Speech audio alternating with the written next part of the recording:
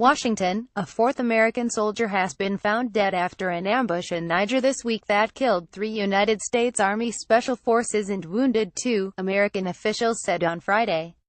It was not clear whether the American had been captured and killed by militants or whether he had been separated during the fighting that erupted on Wednesday. Special Forces troops were ambushed during what was initially called a routine training mission with Nigerian soldiers by what commanders say was a larger, heavily armed Qaeda force from neighboring Mali. Local Nigerians recovered the soldier's body near the site of the ambush, about 120 miles north of Niamey, the capital of Niger, where the United States now has about 800 troops based, an American military official said. Asked on Friday whether the United States would retaliate against the militants responsible for the deadly attack, Sarah Huckabee Sanders, the White House press secretary, said, "We're continuing to review and look into this." The Defense Department did not identify the fourth soldier, who was a mechanic, according to 2 military officials. Before the announcement of that soldier's death, the Pentagon identified 3 of the men who died in Wednesday's ambush: Staff SGT Brian C. Black, Staff SGT Jeremiah W. Johnson, and Staff SGT Dustin M. Wright. Sergeant Black, 35, was from a city near Seattle. Sergeant Johnson, 39, listed his hometown as a suburb of Cincinnati, and Sergeant Wright, 29, was a native of rural Georgia. Now, they are knitted together as the first American troops to die in combat as part of the United States broadening counterterrorism mission in Niger, a largely desert nation in northwestern Africa, almost 3 times the size of California.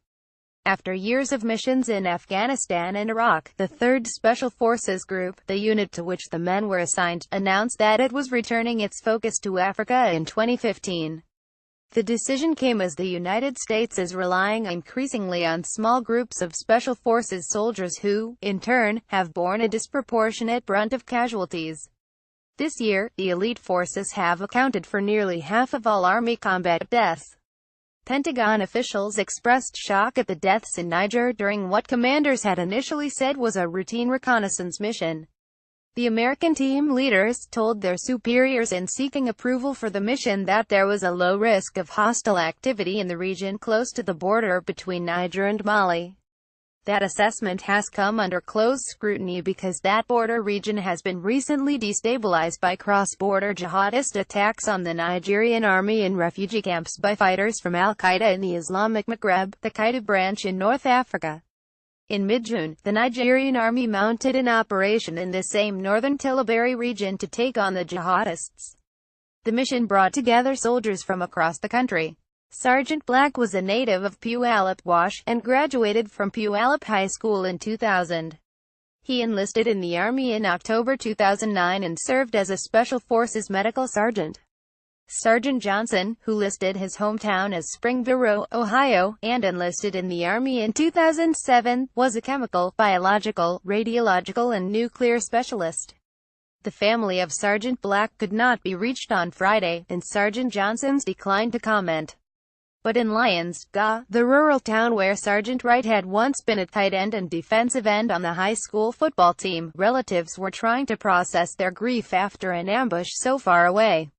Sergeant Wright, one of 4 sons, had enlisted in the Army in 2012, following his parents and his older brother, who were also in the military. Dustin had a very strong desire to serve his country and to serve others, and Aunt Ginger Russell said, "I think he would have joined the military regardless of whether he had a family connection or not. He had a reputation as a fun-loving jokester who was close to his family, quick to make friends, and Ms. Russell noted, thought he could dance better than he did." Smitten by a young woman he had met at a country music festival in South Carolina, Sergeant Wright had begun to imagine life after his deployment, his family said. Before he left for Africa this summer, his grandmother recalled, he had slid onto a couch beside her, took her hand and told her he loved her.